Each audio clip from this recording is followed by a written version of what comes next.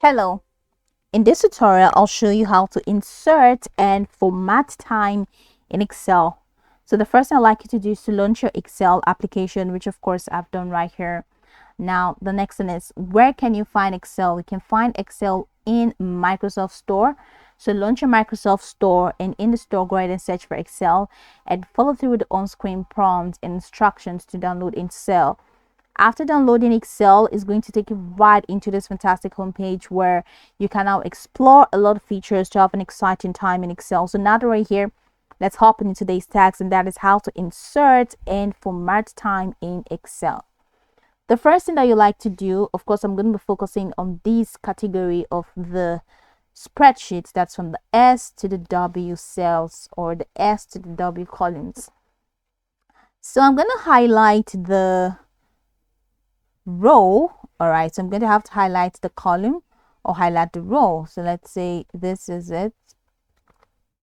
So highlight the column.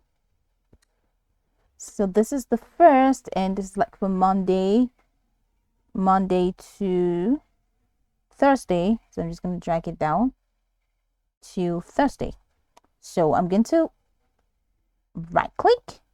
After right clicking, you have the format cells options: cut, copy, insert, delete. So head over to format cells and head over here to general, number, currency, accounting, date, time. Click on time, and we're going to have to select the format of timing that we want. So let's say I need this format. It is 1:30 p.m. format. You also have like all of this. So let's say I'm going to use this, or you can use this. You can use any of this formats.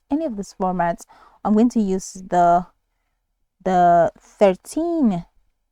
This is 24 hours format instead of this. This is the 12 hours format, and this is the 24 hours format. So I'm going to use the 24 hours format. So you can even choose the time or the location that you want this to be set in, and after that go ahead and click on OK.